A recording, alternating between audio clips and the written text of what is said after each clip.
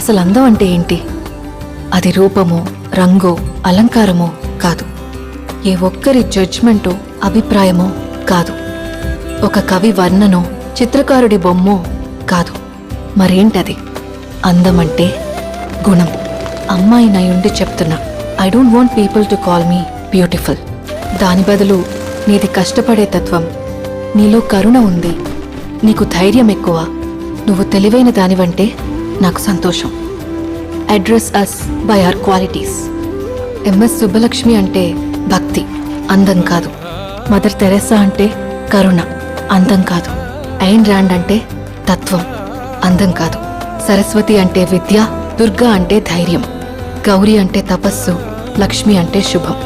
ఇలా ఏ దేవతనైనా ఆమె క్వాలిటీస్ కోసమే పూజిస్తారు, ఆమె అందం కోసం కాదు. నీ గుణాలే నీ సంతకమవుతాయి, నీ అందం కాదు.